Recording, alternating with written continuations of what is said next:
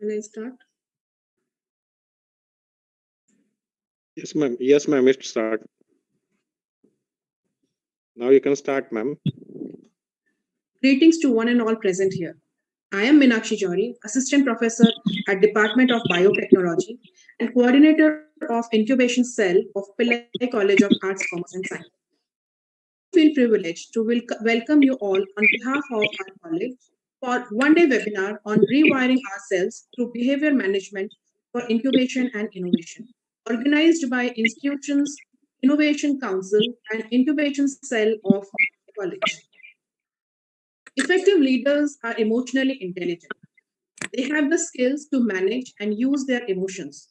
And like all leadership skills, emotional skills, the attitude and abilities with which someone approaches life and work can be learned and developed. As a leader, you can't let emotions like stress, fear, or anger to control your behavior. Although it takes time to perfect, there are ways to control your negative emotions and guide our responses. Making change means rewiring our brains by doing and redoing new things to break old neural habits and make a new behavior automatic. So today we have our resource persons who will enlighten us on this. I take this opportunity to welcome and thank our resource persons, Dr. Satish Chandra, Professor and Head of Department of Applied Psychology and Counseling Center of University of Mumbai, and Dr. Juhi Deshmukh, Assistant Professor, Department of Psychology at Pune University, for rendering their precious time to be with us. I now request Bhakti Hirani, Assistant Professor at Department of Biotechnology and member of Incubation Cell, to give a brief introduction of our first resource person, Satish Chandra. Over to you, Bhakti. Thank you, Meenakshi ma'am. It is my privilege to introduce Dr. Satish Chandra, who is Professor and HOD of Applied Psychology and Counseling Center at University of Mumbai. He is also the coordinator of Mahatma Gandhi Peace Center.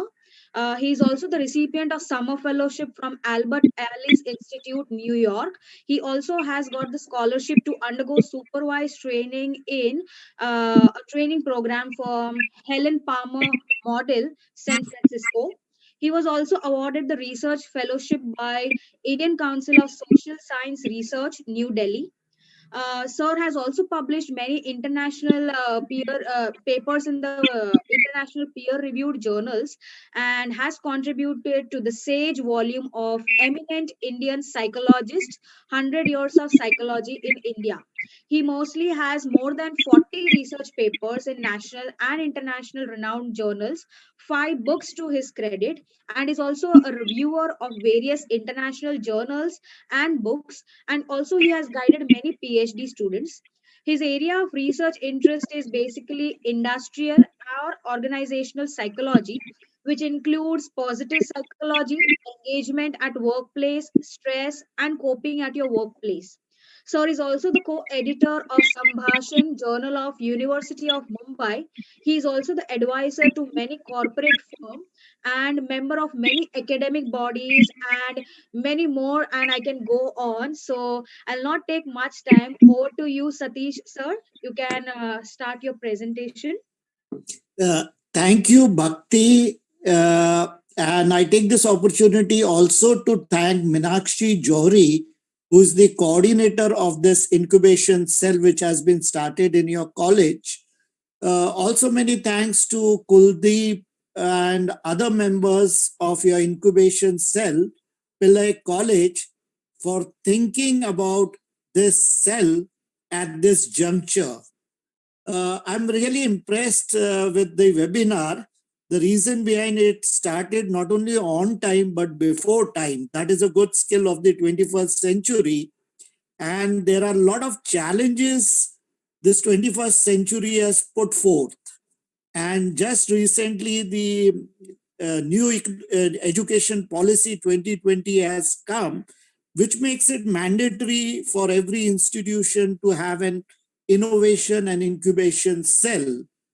Maybe it can be the challenges which the social system has put up, and things have to change. Things are always dynamic, and maybe generation has also changed with new ideas, new innovation, and things have to move in this direction. This will be a continuous presentation between me and Juhi, where the continuity will be maintained. And I'll give you an overview of the presentation, how it will be. We will give you what is psychology, because psychology is one of the top 5 profession of this millennium, beside genetic engineering, space medicine, economics, and health. This is a very important field today. And as Madam Meenakshi has also mentioned about a variety of emotions which play a very important part.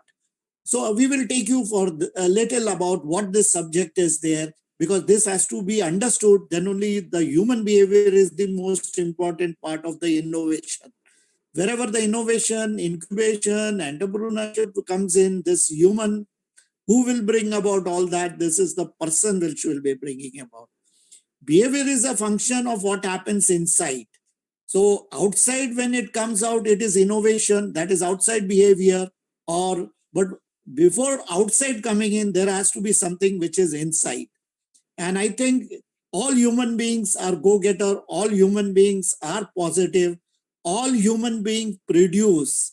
So everyone in this audience who is sitting here is a person who can contribute, who is unique, who has innovation within himself and herself. Now the question is, how do you channelize this innovation?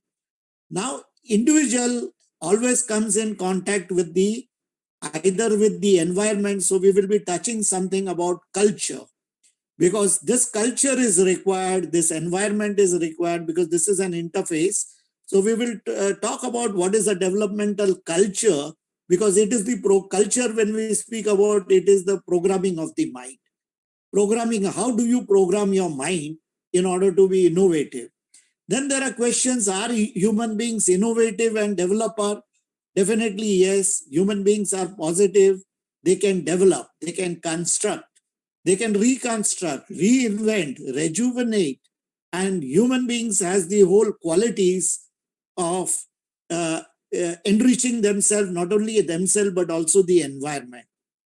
We will also be taking you to some cases and characteristics of entrepreneurial personality. Bhakti, next slide, second slide, which is an overview. Yeah. So this is where some cases and characteristics of entrepreneurial personality we will be discussing. We will show you that in the history of entrepreneurship, innovation, many people contributed, and they were the ordinary people.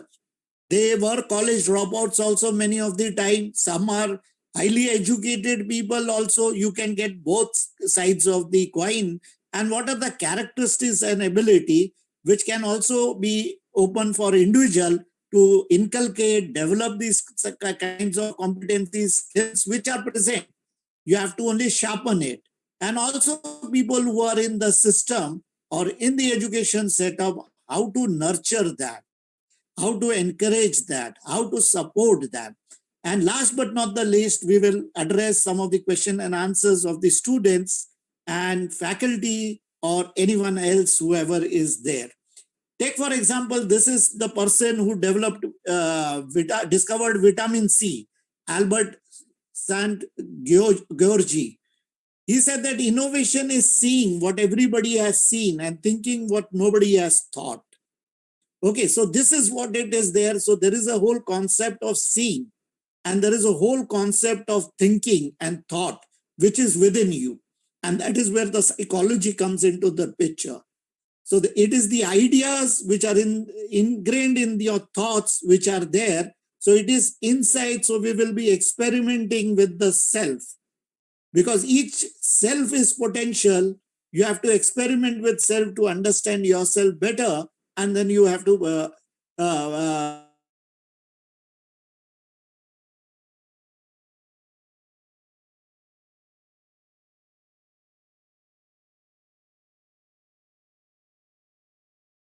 go ahead with it. So, psychology is the scientific study of mind and behavior. Okay, what is very important? Psychology is the study of understanding human behavior, understanding what goes within yourself, what is inside you. So it is very, very much important. Everyone is potential. So what sabotages you from the other who is innovative is you. Nobody else sabotages, because it may happen that you may think different, think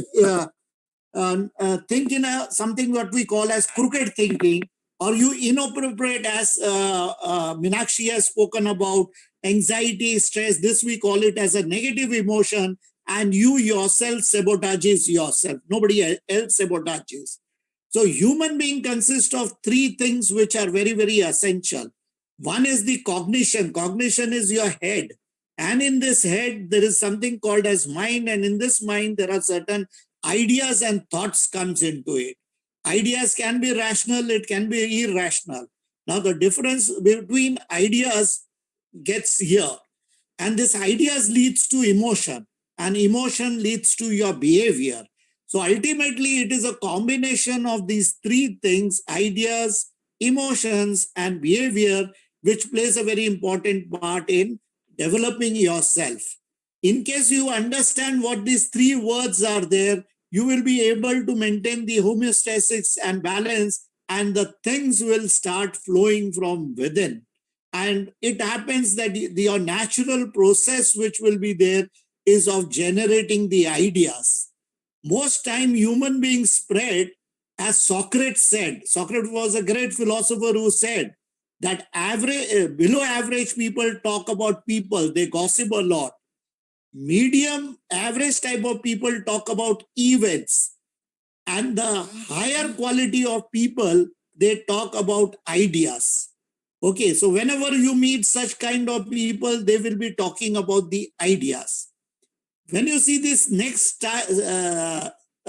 slide, Bhakti, move to the next slide. Now this slide is human being is an energy model. If you see the scientific, which Sigmund Freud said, that everyone has the energy, and energy to channelize.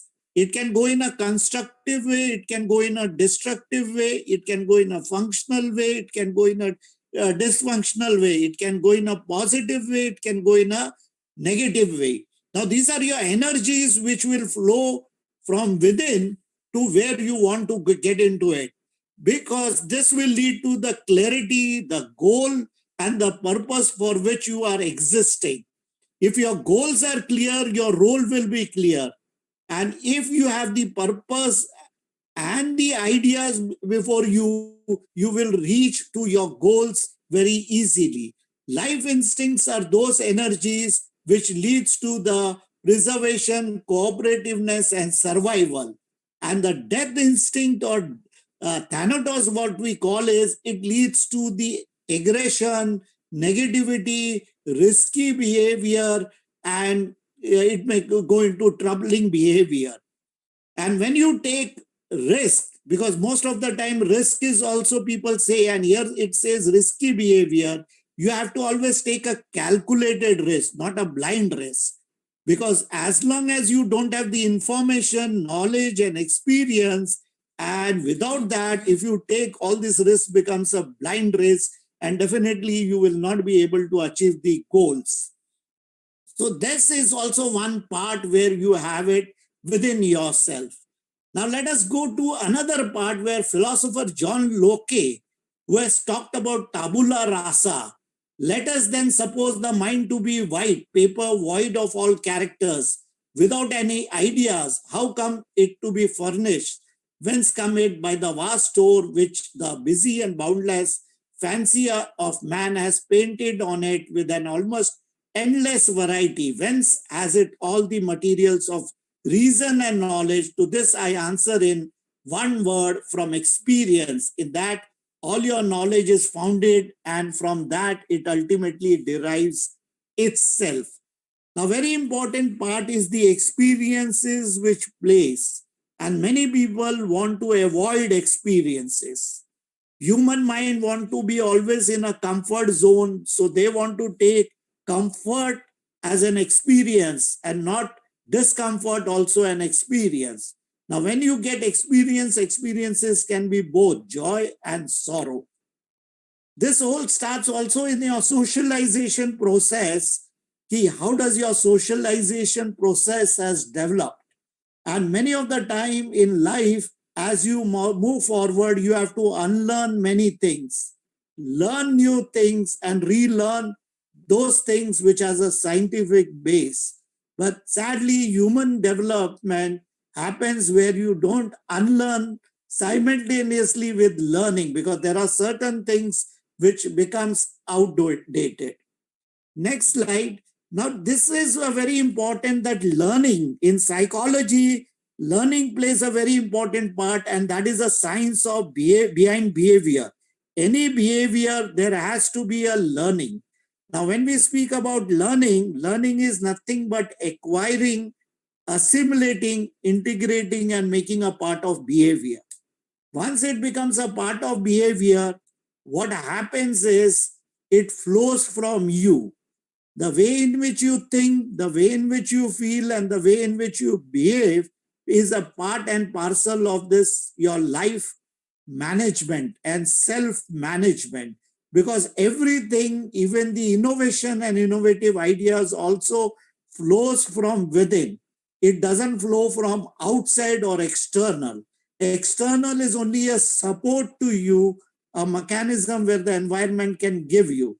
Now, learning, there are different theories of learning which are there. And I think we will not go into the details of this learning theories, which is the next slide, Bhakti. But interesting is that these theories are very, very essential. As I said, learning is acquiring, assimilating, integrating, and taking a part of your behavior. So your behavior, whether it is functional or dysfunctional, is a behavior which is found for learning. Now, very essential, you can have a wrong learning also. You know, many people grow apple tree and expect chikus from it. Now, this is a fundamental diagnostic problem. Many people, you know, when I meet with young generation, they say, and especially in psychology, in order to have a baby, you require 280 days. But the culture of today is such that people want everything quick, fast. People want it in 2 minutes noodle. They want to have a baby also in 10 days. Now, very important is that there are certain solutions which you should remember where it has to be applied and where it cannot be applied. And you can't mingle both the solutions of technology and human technology in one and the same. Because as a human behavior, you have to understand innovation comes from within yourself, not from a technology. Technology is produced by your ideas. So very important thing is that that clarity is there, and many of the things has to be applied in context. So content has to be applied in context. If you don't, then it will lead to a lot of things. So when it happens, learning has its own principles, which is of reinforcement, shaping, which has reward, punishments, serial learning. As long as learning, you have to see and passionate about certain things. Most of the time, what you are passionate, you don't go with that. You go with external validation, what is important for others, not for yourself, which is very, very essential. And this whole learning plays a very important part through experiential learning is a model, like experiencing, you experience, you observe, you form, and then you test those experiences of it. It is not experiences somebody else tells you, it is you who has experienced it, and then it goes about it, because your faith in those experience and ideas gets strengthened much more. And there is a humanistic learning, which I had mentioned in earlier part, that human beings are positive beings. They are go-getter, they are go-producers. They produce and they are very, very positive, and everyone is effective. Each soul is, you can say that they can contribute. But the only question which will be there is the fitment between you and the environment. Environment should nurture you, and you should have the abilities and passion for that. Most of the time it happens is that you do not have the ability and in some other aspect, but you land up in something else. This happens because of external validation because maybe pressures from parents, pressures from society, or pressure from that this job has more meaning, that job has more meaning, or this gives you more identity. Now, very important thing which I also mentioned about is before she takes over, Juhi, which will also go into the details of it. The very important part which is very essential is the culture part. It is a programming of the mind that distinguishes one category of people from the other. So what is one category of people to distinguish? There are many education systems which are there. They emphasize on one kind of learning, but there is another education system which emphasizes a different kind of learning. Culture should always promote curiosity. It also should promote questioning mind, because you cannot produce innovation, ideas, as long as you don't have this questioning mind. What, where, when, why, and how. Because this is very important time. I've seen in my experience also, I've seen in teaching, I've seen in many of the parents do, they do not allow students to ask questions. And they say, this is not a right question, this is not it's a wrong question. Questions are questions. Questions are always positive. And suppose if you feel, it depends upon the skill of the coach, mentor, teacher, whoever you call it, how do you channelize that question into an answer? It is very, very essential, but you find that even from a school setup, a questioning mind is not encouraged. But we in social sciences, or we in incubation or innovation environment, we encourage any types of question, because questioning mind will lead to more solution. Because innovation and idea, there is a problem and you have to solve the problems, and problems can be of variety of nature. Now here, the whole culture which has to be created, and whether you want to go for innovation labs, or innovation colleges, or innovation society, you should encourage these 8 kinds of things wherever you are dealing in this thing. The very first thing is openness, freedom to communicate, share, interact without any hesitation. If there is a lab, people should be allowed to come, to drop in, come inside, open door. I have my policy of open door system in my department. Anyone can come and enter. If I'm talking with somebody, no. If you have any ideas, come, we will talk it, we will encourage it, we will share it. And we will give you the opportunity. If the ideas are really great, we will give you the opportunity to experiment with that idea and interact without hesitation. Okay, and there is no value judgment. Now you will not be given ki acha hai, bura hai. All ideas we will try to work with it. That is one thing. So openness to new ideas, openness to new ventures, openness to new way of doing things, openness for new thinking. Second important factor is confrontation. If any problem is there, you have to face problem and challenges boldly, not carpeting them. And many of the students come in, they say that education may weakness hai. Definitely, yes, there is a weakness. Let us work together, come out with an idea, come out with the solution. And you will get this solution. In this whole pandemic, there was in Sangli district that you must have seen on television, Desley, a primary school teacher who got an international award. He developed a technology. Now imagine university professors could not develop, nobody developed. A man who is sitting in village, who is a primary school teacher, and he developed for the girl education, for which he got a global prize. And see the humility, he distributed 25% of his wealth to the other participant also. See, a third world country teacher coming from a village, what kind of thinking and idea he had.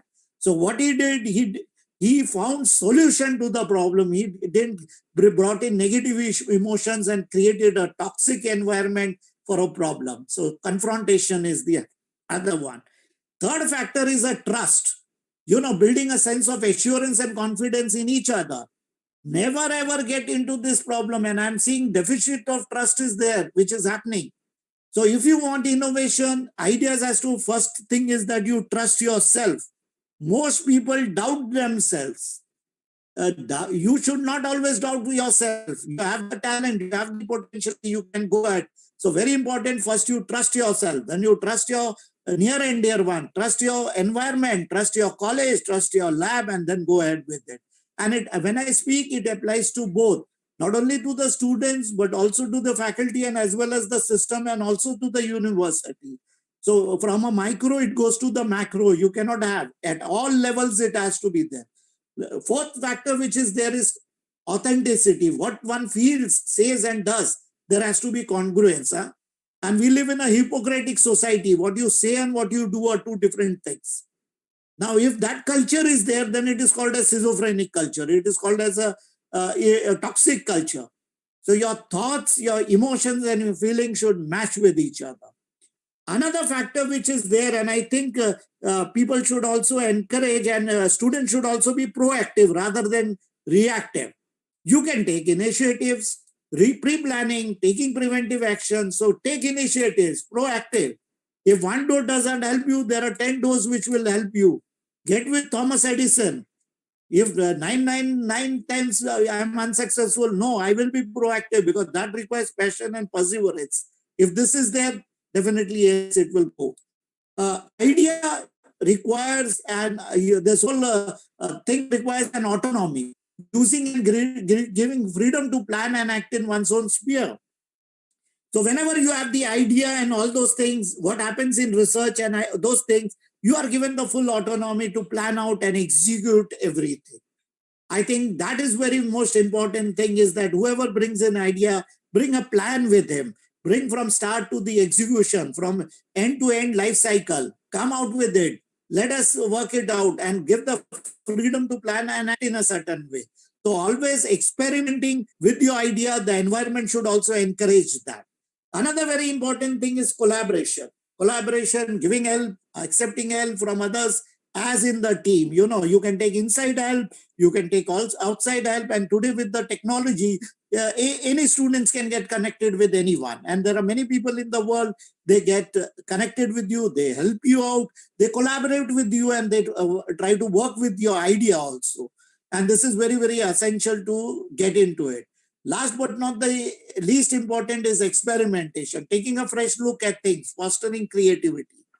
Now, very important, if things fail, you work it out. She will give you an example, Juhi, from the science and technology, and you must have heard the name of Dr. Satish Dhawan of ISRO. Satish Dhawan from the scientific field. You'll get the example as she will be going into this. So what I feel is that it is a match between the individual and the environment. Based on that, creativity, innovation, and development develops in the synergetic process and takes you through the development of all. From here, Juhi, you take over. Yeah, sure, sir. Okay. Before I start, I would just ask the organizers quickly, how much time do I have?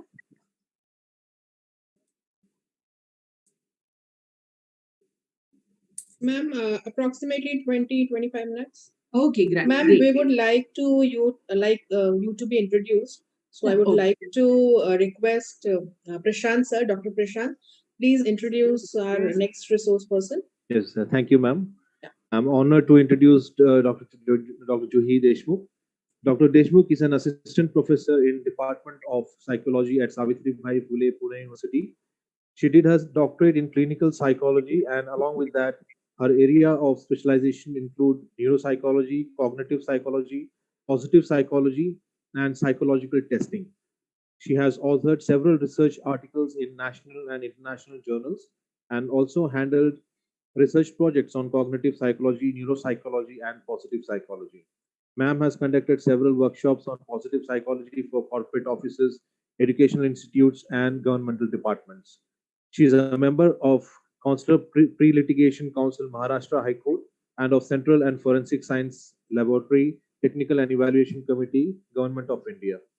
I welcome ma'am to share her insights on today's webinar theme. Please, ma'am. Thank you so much, Prashant sir.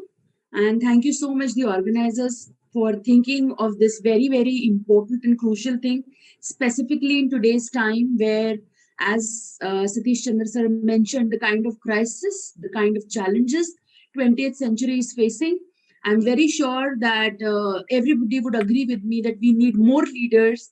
We need people who are job producers. We need people who take the country high up there, because in a country like India, where there is so much of resource, and when I talk about resource here, I talk about the youngsters, I talk about the youth, and India being a country having maximum possible youth population, we are the ones who need more entrepreneurs. We need people who are more into innovation. We need people who think out of the box and try and implement it. So, Sir has laid a very good ground for me to progress ahead. um, I think when we talk about innovation, just before starting, I would just like to say a few things and come back to this. When we are talking about incubation, when we are talking about innovation, we have to understand that yes, incubation, innovation, entrepreneurship, all that is important. But for all the students who are listening out here, it's very, very important to have your theory and your basics right. Know your concepts very well, and then understand that once you know your concepts, once you know your subjects, once you know the basic groundwork of any field, I'm more than sure everybody can go out and make that from there. So it's like set your basics right and then think open, think big, try and take risks, and the things would turn to your favor. One of a very, very influential psychologist ever in the history, Professor J.B. Watson, he very specifically quoted that give me a dozen of healthy infants, well informed, and my specified world to bring them up, and I'll guarantee to take anyone at random and train them to become any type of specialist: doctor, lawyer, artist, master chef, and yes, a beggarman and a thief, regardless of their talents, patience, tendencies, abilities, vocations, and race of his ancestors. Very, very strong quote, where I think he wanted to emphasize, and rather that remains the truth, that no matter where we come from, no matter what has been our background, no matter I have loads of money in my bank account or I just don't have anything, if there is a conviction, if I get an environment, if I have my learnings right, if I know my concepts well, no matter what, I can succeed. So this is one thing I think everybody should understand, especially the people and the students who are thinking about innovation and incubation.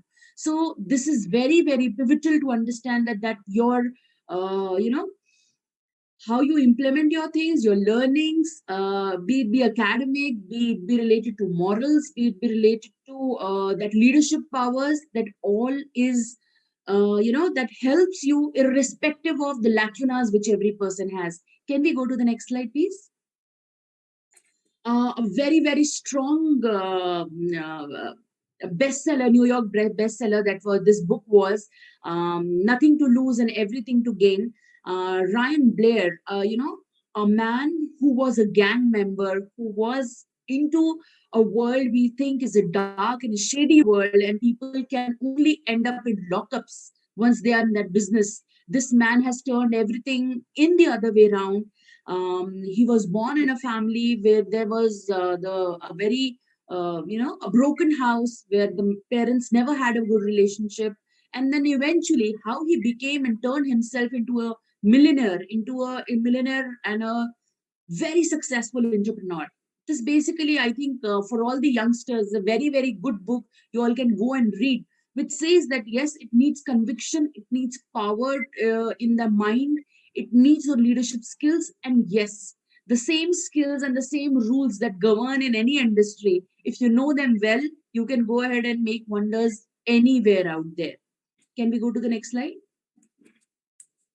Also, Swami Vivekananda said this, that each soul is potentially divine. Why am I talking about all these things one after the other? Because I want to strengthen this belief in every young person that if you have that capacity, if you have that will, if you have that courage, and of course your basics right, nothing can stop you. So remember, whenever you think about incubation, whenever you think about innovation, even if you come from a very small village where probably the infrastructure is not very great, the things are not very easy for you, still remember the aeroplane, it strikes and it flies higher against the wind and not in the direction of the wind. So if you have that potentiality in you, if you have your goals right, if you have the courage to be in that situation in a very challenged and controlled manner, there's nothing that can stop an individual. Can we go ahead? What is basically when we talk about, so I said that you all can do it. How you can do it, probably we can talk about this right from here. So you talk about, you say incubation, you say innovation, you say entrepreneurship, you say business, you call it startup, whatever you call it. I understand only one term, that is creation, where I possess the power not to follow but to create something on my own.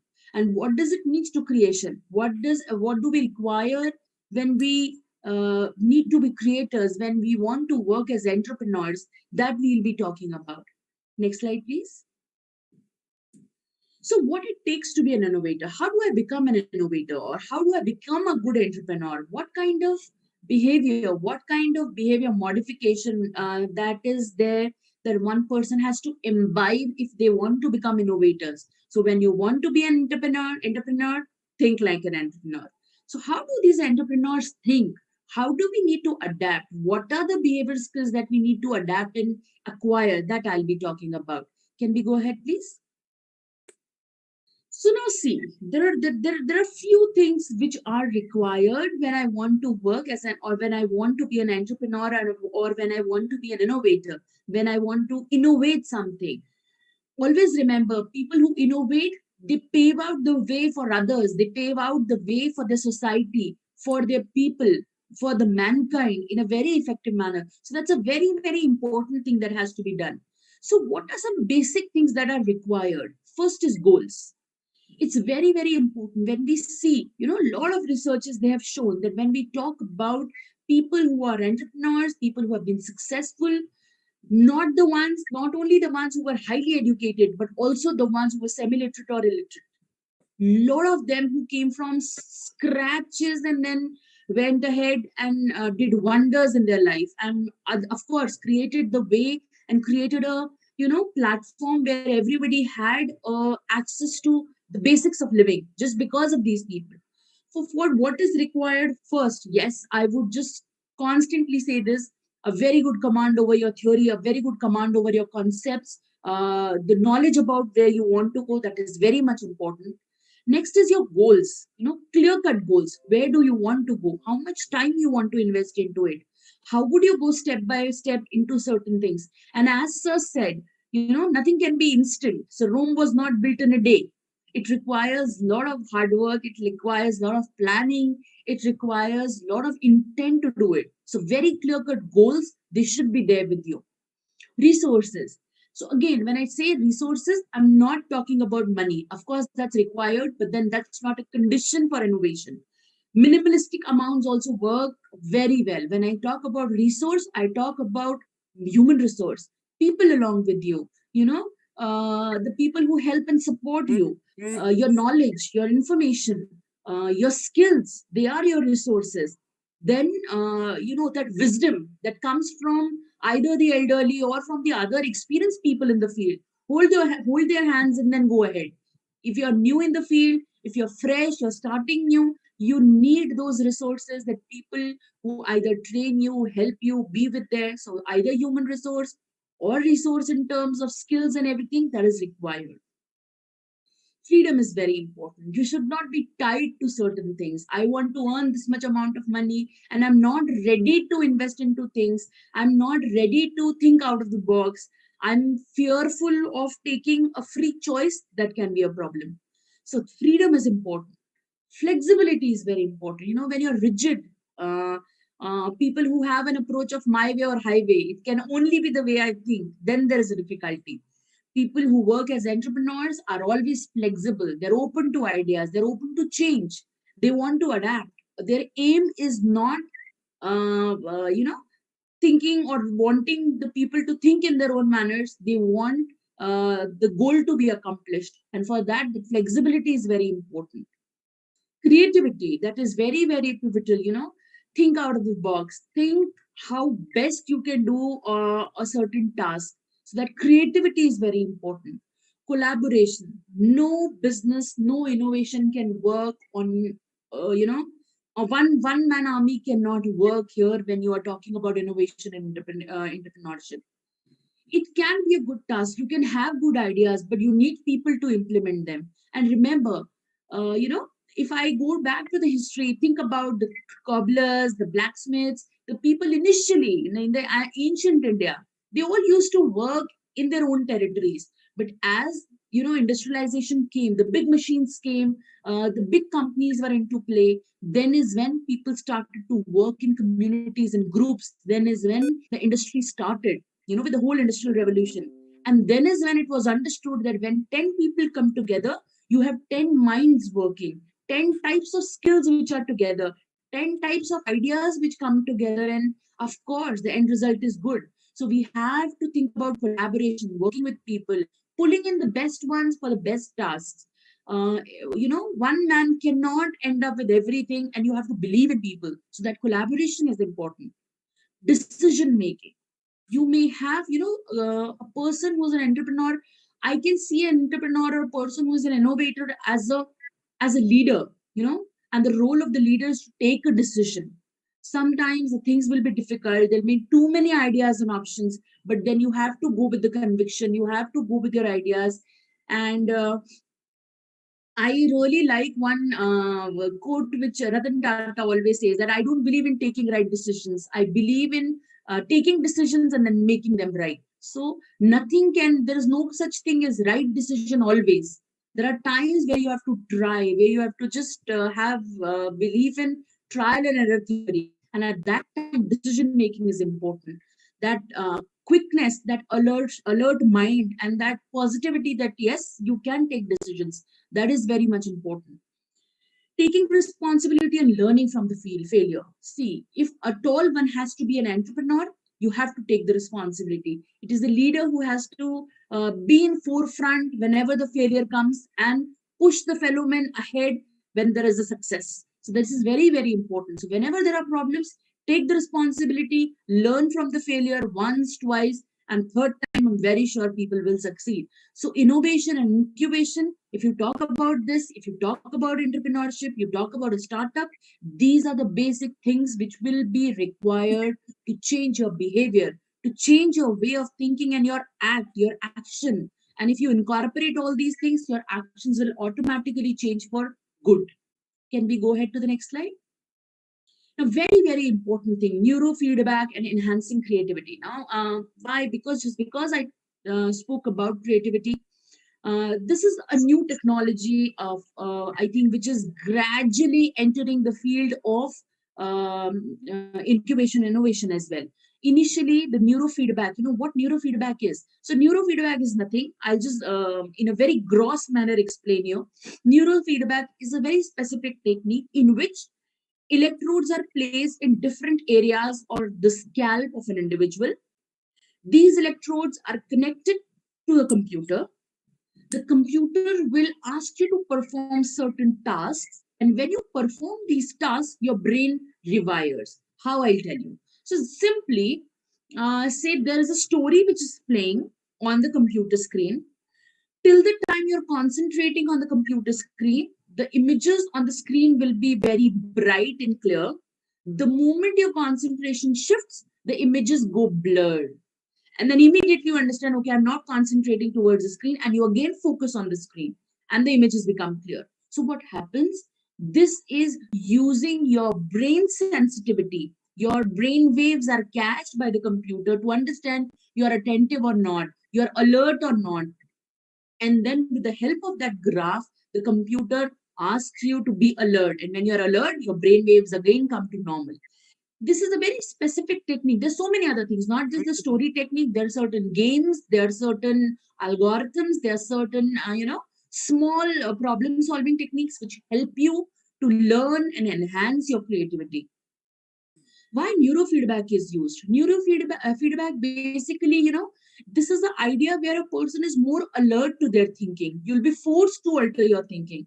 Generally, if I ask you, think in a positive manner, probably once, twice, and thrice you can do it, but on fourth occasion, we may slip down. So, neural feedback, this is nothing but a technique to alter your negative thoughts or difficult thoughts and enhance creativity.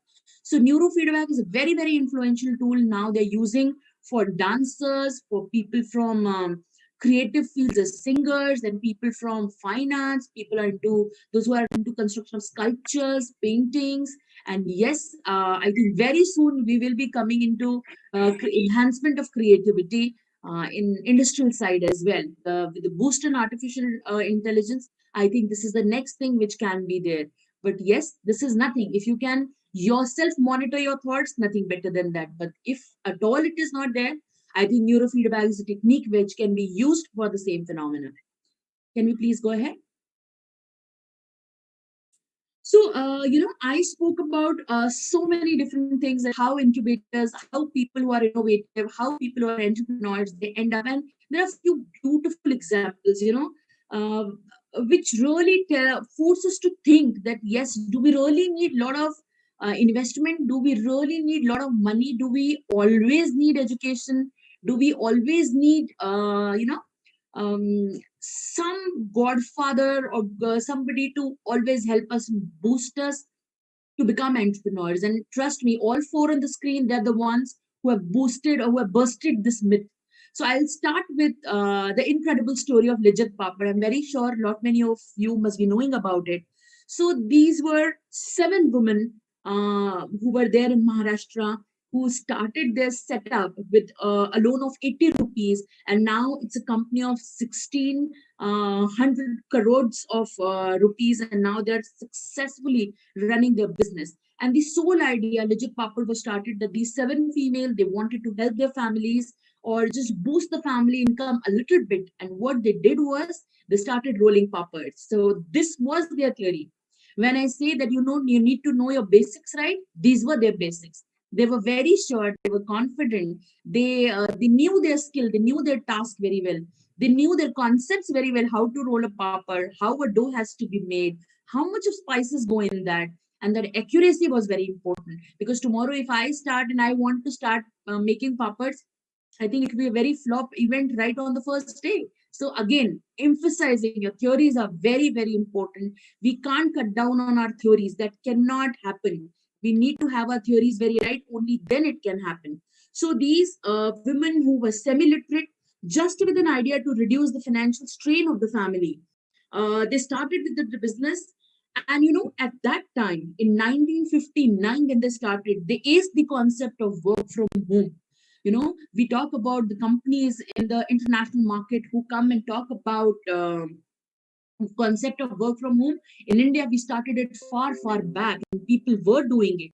So this is the story where people of women who were, I think, in that time, 1959, most deprived group in the family, the one who used to, the ones.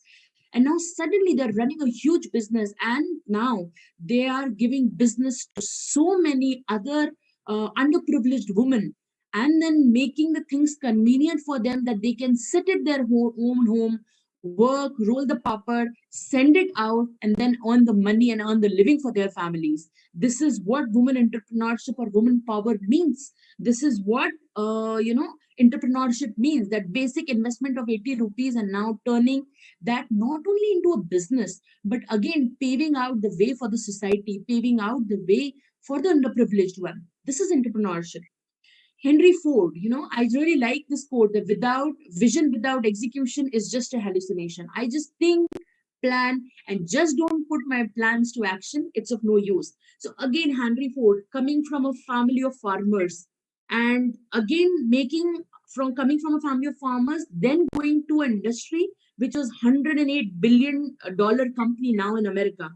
So, at a very young age, he was moved when he saw a steam engine. He was really moved and he saw, wow, this is something, this is very, very nice, and this is something which is influential. And then he thought, at the time when people were traveling on horse carts in America, he thought, why not we have something better? And his car Model T, which was the first outbreak in America, and the first practical and affordable car which was out there in America at that time, he was the one who first time talked about the efficient fuel.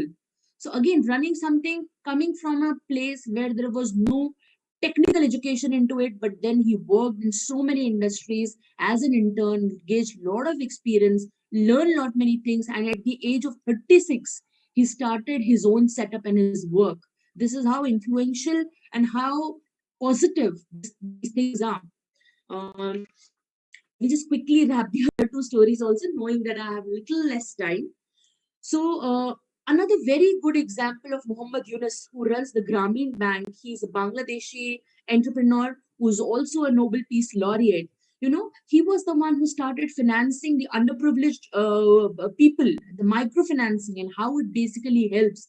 And then, from financing and aiding these people who were underprivileged in a very short in a very small manner, how the whole business turned up into a huge empire.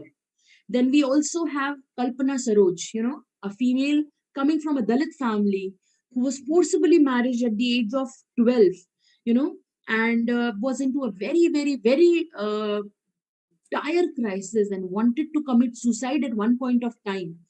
She realized that probably that is not going to help, and all she has to do is gather her courage. And what she did was she just bought a sewing machine and started her work. And she gradually was doing it so effectively that once she started in gaining or earning a good amount of money, she bought a small furniture shop. From that basics of earning money, she went and became a good entrepreneur.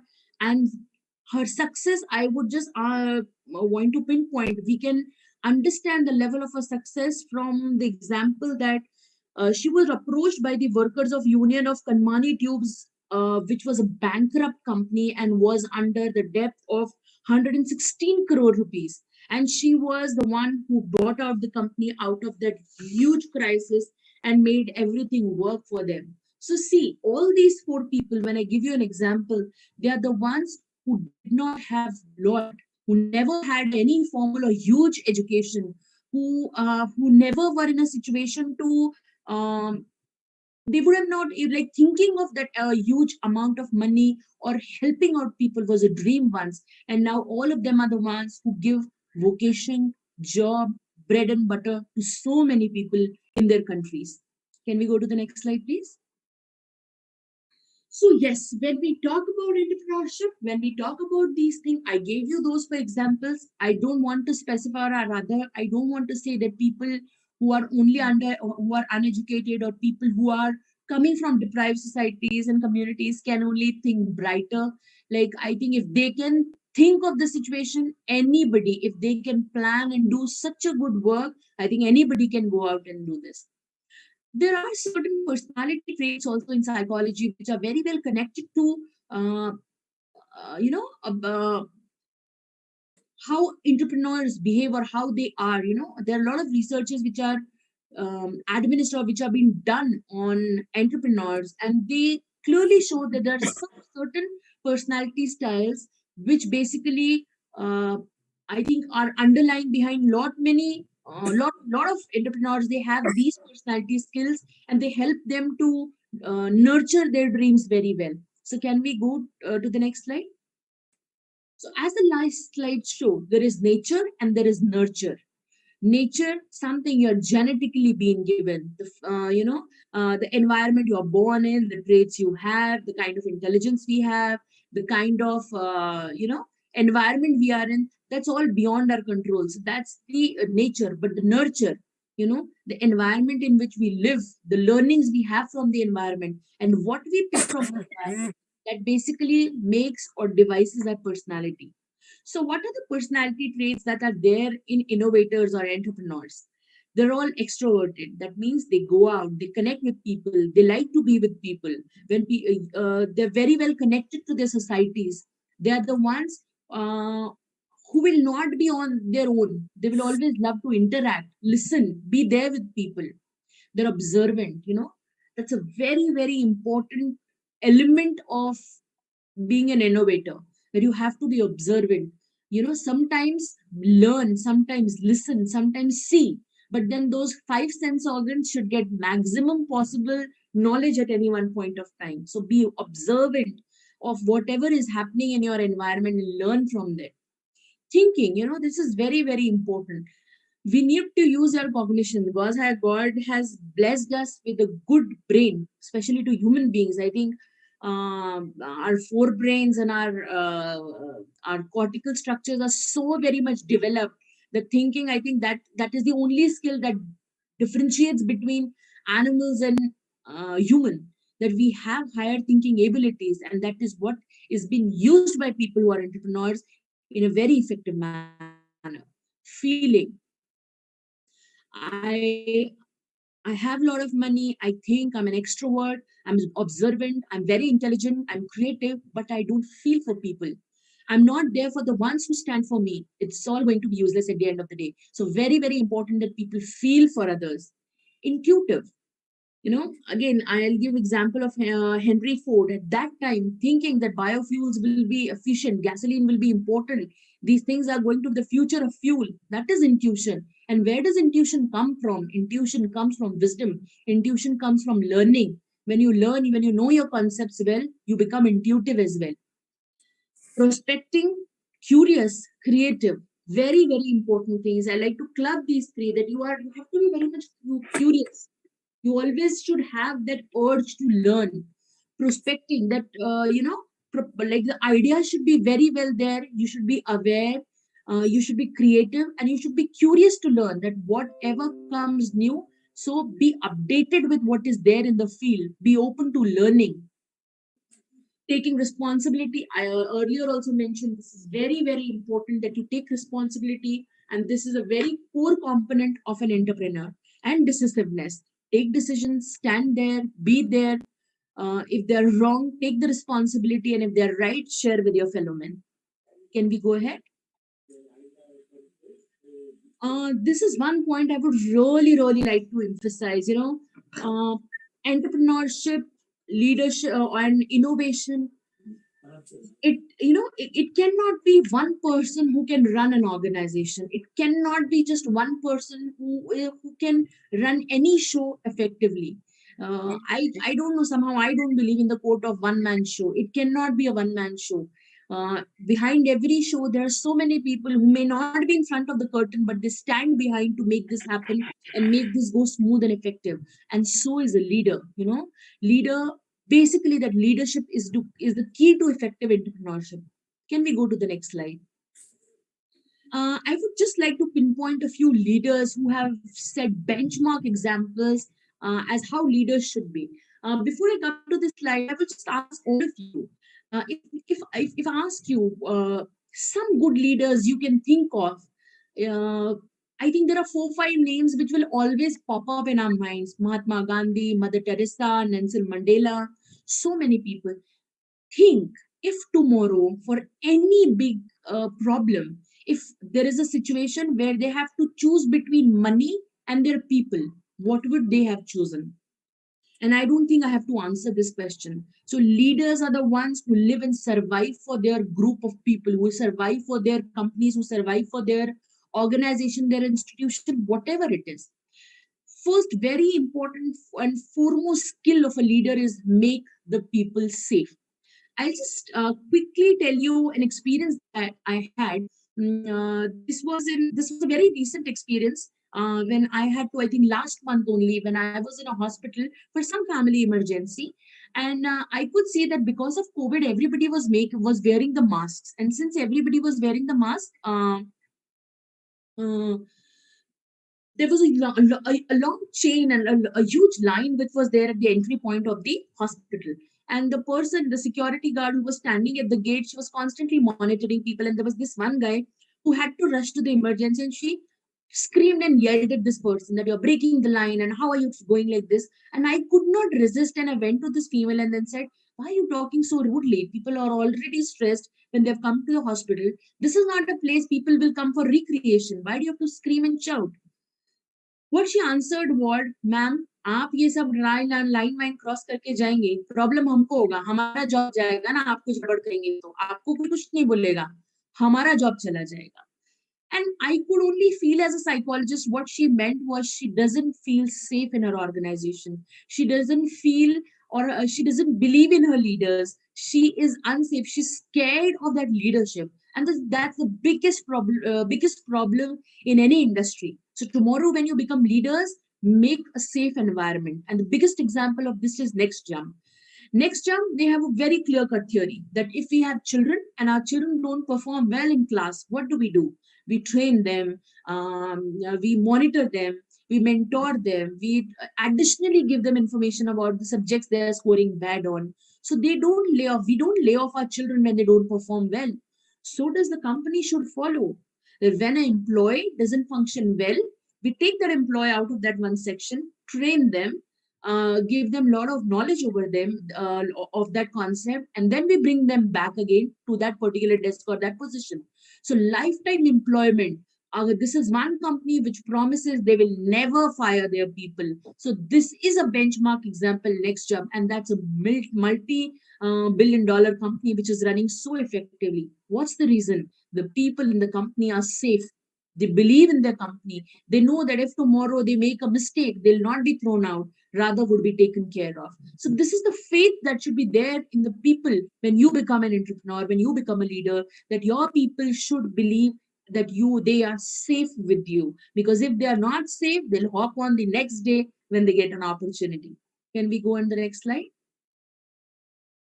Next, very good example, sacrifice numbers for your people and not people for the numbers. So very great example, Bob Chapman, Barry Wilmer is a very huge firm there in America. And this is what Bob Chapman did. So 2018, his company experienced a big blow, and around 50 to 60% of the company's business was gone. When the business was gone, he was really worried, and people said, okay, we have to lay off the people who are there in the company. And Chapman said, no, I can't do it because I don't believe in head counts. I believe in heart counts. जब आप head count में believe करते हैं, you can easily throw out the heads. But when you believe in hearts, then you can't do it very easily. So he said, sorry, I can't do it. And he came with a very innovative idea. He said, every employee in a company will compulsorily have to go for a 3-week holiday, which will not be paid. Unpaid holiday, every employee has to go. And right from the CEO to the people down in the hierarchy, everybody compulsory has to go through that compulsory holiday. And what happened was, he said, rather than 2 or 3 of us suffer so much, it's okay that we all suffer a little bit. So let us all suffer a little bit so that it saves those 10, 20, 30, 40 people from suffering like anything. And eventually what happened was there were bargains that were happening in the company. There were few people who said, okay, I can afford probably that if I don't get salary for 2 months, so I will take a bigger holiday, a larger section of leave, and the other ones who need money can continue to work. This is this is how people, this is called citizenship behavior. This is that love for the company. And when will it come?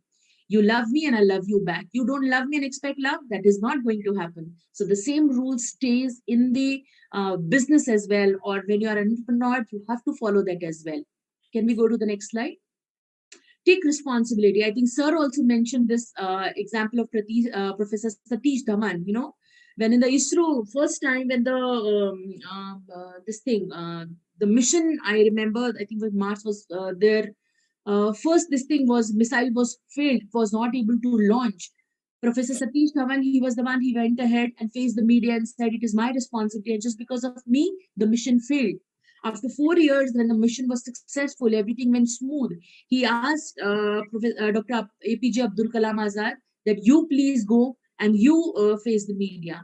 And that time, Professor Abdul Kalam Azad was surprised. Sir, why don't you go and do it? He said, no, I want you people to be in the limelight. So what we basically mean is that leaders are the one who take responsibility when the things go wrong. And when they're, it's bright. Everybody knows who has worked well. But good leaders always put their people first. They take the responsibility. They stand there by the people. So all these skills have to be imbibed if tomorrow you want to be a good entrepreneur. Can we go to the next slide, please? This is another very, very good quote. I really like this by Mr. Ratan Tata, that if you want to walk fast, walk alone. But if you want to walk far, walk together. Any business, any innovation, it can be the product of your mind, but to put it to practice, to put that thought into action, you need people along with you. So I would just end on this note that when we are talking about entrepreneurship, when we are talking about incubation, when we are talking about startups, the three things, rule of thumb, everybody has to remember. First few years of learning, hardcore learning, everything cannot be given in your classrooms. So go back, read the books, read the researches, get yourself updated. That is very important. Spend minimum 5 to 10 years of your life under training, under the seniors and experts who carve you and make you competent to face the world tomorrow. Because half baked cake is that's never a joy. So learn your things right. Like the female from Lijat Papad did, they knew their recipe very well before it became a global success. So you know your recipe very well, know your concepts very well, then go out, imbibe the skills of good leaders, entrepreneurs, learn to take decisions, learn to take responsibilities, and whenever you want to go and become successful, walk along with people. Alone, you can't do it much. So have your group, have your community, believe in them, and walk together with them. Can we go to the next slide? Thank you so much, everyone. I hope I didn't pass my time. I literally tried to run quickly, but I hope that's all fine. So I think if there are any questions, sir is also there. I'm here. We can go ahead with it. Thank you so much, ma'am, for your nice presentation. So, I have few questions which I'll be popping out. So, you can take it up. The first question is, for any idea to work in a society, how do we hit the balance between the scientific validity of the idea and its societal impact?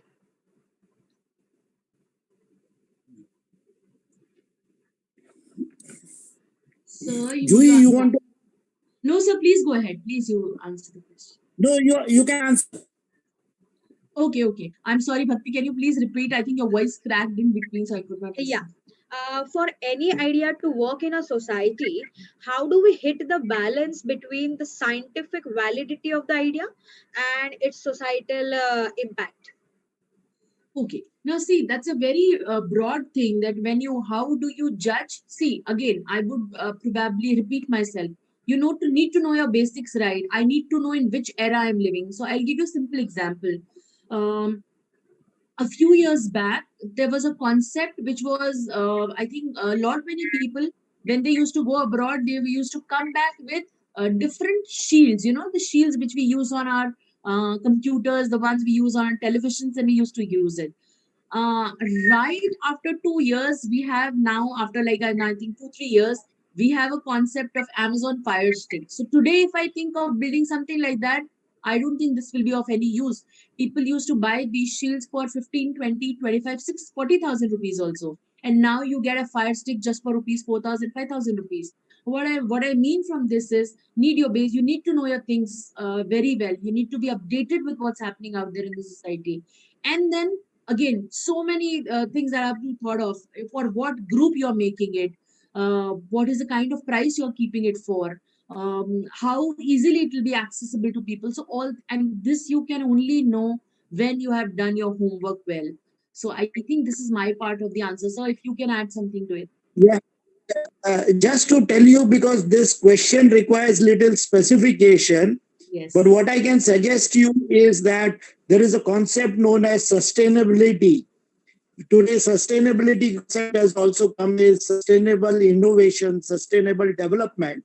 So it's sometime when you have to bring this to the society, maybe your sustainability innovation will be there, and it's something which might be practiced in hundreds of years back, also in a tribal society or something. So you have to be very specific about what that idea is there and where it has to be implemented. Okay. The second question is, what is the best intellectual property strategy for a startup company?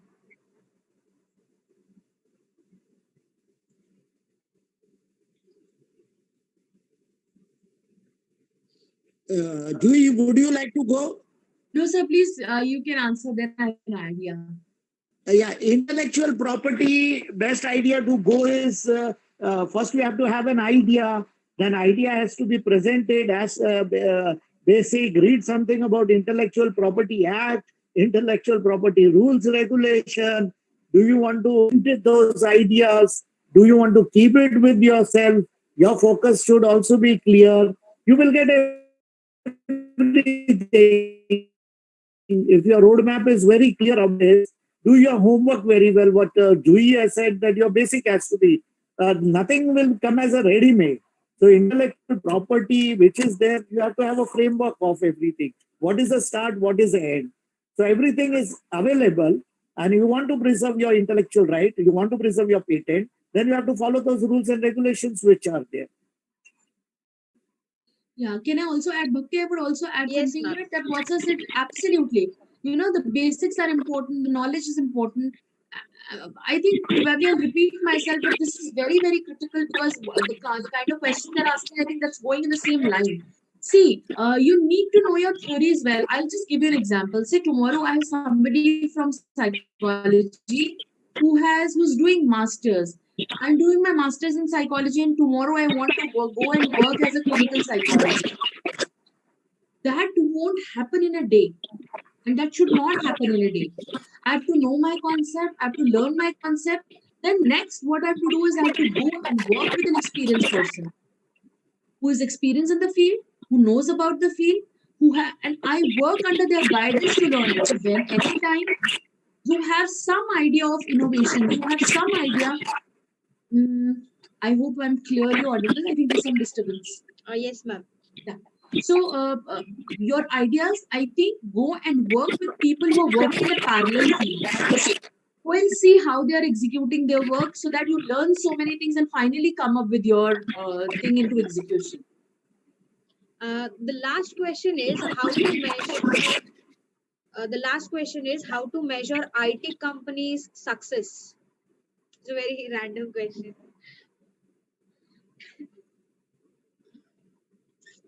Okay. Shall I answer? Okay. Sir, shall I answer? I could not get the question. How to measure? The IT company's success. You answer it. Okay, okay. See, I not specify my answer to IT company success because probably I'm not getting exactly what is the intent of the question, but I'll try to answer it in overall manner. Success of any company, I don't think can be counted only in terms of the money they are making because at the end, if I'm only making money, but then I don't have employees who stay with me, if I am not having the quality maintained, if I don't have my customers happy, it's all useless. So all these things are only possible when I have a good organizational climate in my company. When everybody is happy, there are interactions where there is faith, where people feel safe, where I feel wanted, where I don't feel rejected. So it's not just in numbers because even if it is there in numbers, it's eventually gonna come down when the structure is not strong enough. So I really feel that when you talk about success, yes, money matters, but as I said, we are talking about sustainability. We are talking about human values. We are talking about gender equality. We are talking about your contribution to the society. A company, any IT company or any company who's good for the clients, where people are able to maintain good work-life balance, where people are happy, where people don't feel stressed coming to the office, and where the company is giving back something to the society, doing something for the needy people. I think that company is successful, and then making money, of course. Yeah. Thank you so much, sir and ma'am, for your this question answer sessions. So I'll now like to invite Mrs. Archana So, Deepak, Assistant one Professor. minute, Bhakti, can I add to this because this is a very important question of the young generation? Yes, sir, definitely. Huh. Yeah, what Juhi has also mentioned, just this question needs a little much more because very important is that there are two concepts which I will bring it: success and effectiveness. These are two concepts. Huh? now success becomes very, very vulgar if it doesn't have the adjective with it. You know, I will give you hundreds of examples, like Chandan Kochar you take, who was the managing director, CEO, and whatever it is of ICICI Bank. Okay, and you have seen that how she has fallen down. Anyone who rises only with success concept without having the basics very clear, they will fall down because they are going to use some unethical or measures which are not measures which are which the social system desire it. Now, very important thing is that people who are innovative, people who have ideas, people who have entrepreneurship in mind, they have perseverance with them, and they have a larger goal in the mind, and success follows from it. They try to be effective. Now, when you talk about effective, you have to have effective thoughts, effective feelings, and effective behavior pattern.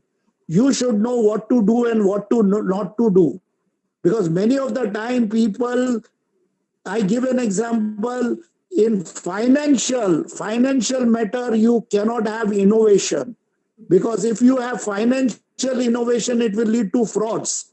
You will start changing, because in finance 2 plus 2 means 4. You cannot have that.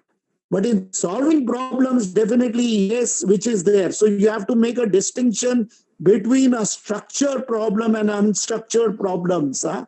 Because there are some things which are structured. And many of the time also you see, when we talk about innovation and entrepreneurship, also you have to be very clear. If your basics are not clear and your theory is not clear, you will end up in, as Ratan Tata has said, if you want to go fast, if you are in a hurry in a fast, you will be always a loner, which also means that you may also get up into the jail, which has happened with all the many entrepreneurs you see. And I will give you one example of the International School of Business, Indian School of Business, which is in Hyderabad. And you know the founder who did inside trading in the whole this thing. And he was got caught. He was the biggest. Throughout his life, he was a successful person who invested huge amount of money. But in US, he had to go for 2-year jail term. So very important, don't be obsessed with the success. Success is the outcome. Success will follow. And success is in your lifetime. It is from 100 years, because if you are living in 100 years, see, take for example, the president of US, Biden became president at the age of 78. So life cannot be measured in terms of 20s and 30s. Otherwise, it will be fast life, fast death. You know, fast food, fast life, and fast death is a trap of the culture. So very important, as a student, as a person who is in incubation, innovation and entrepreneurship, have a bigger picture. If you don't have a bigger picture, it may happen that you may fall into the well. Keeping that in mind, that is which is very important. So you have to become an effective. And once you are effective, success will follow. Okay, Bhakti, thank you. Okay, thank you, sir. I'll now like to invite Mrs. Archana Deepak, Assistant Professor at our college. I'll welcome ma'am to propose the vote of thanks. Thank you, Bhakti. It is a privilege and a great joy for me to extend a vote of thanks to all those who have contributed in one way or the other to make this webinar on rewiring ourselves through the behavioral management for innovation incubation a great success. Let me place on record the unstinted support and encouragement by our management, founder and chairman of Mahatma Education Society, Dr. K.M. Vasudevan Pillai sir, Secretary Dr. Daphne Pillai madam, COO Dr. Priyam Pillai sir, Academic Advisor Professor A.N. Putty sir, Principal Dr. Gajanan Vadir sir, and Vice Principal Mrs. Deepika Sharma madam, who have definitely assisted as well as helped us in bringing this webinar to all of you. I take this opportunity to thank our resource person, Dr. Satish Chandra, Professor and Head of Department, of Applied Psychology and Counseling Center, University of Mumbai, and Dr. Juhi Deshmukh, Assistant Professor, Department of Psychology at Pune University. They have brought here with them and shared with us their knowledge and expertise. Sir and Madam, you have guided our students in the right direction and we appreciate that.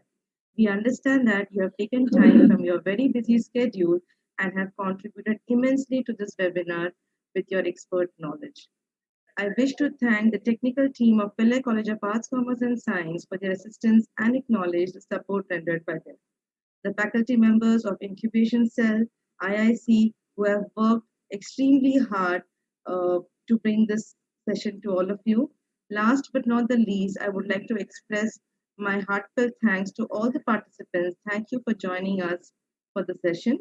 All the students, please note that the feedback link will be posted in the WhatsApp group and you can fill the feedback form and you can get your certificate for the session. Thank you, everyone. Thank you all for joining. Thank you. Thank you very much. Thank you so much. Thank you. Thank you, sir. Thank you, ma'am. We'll now officially close this session. So, have a good day and a nice weekend. Bye, all of Thank, you. Thank thank you, you. Bhakti. Yeah, thank you. No problem, sir. Welcome.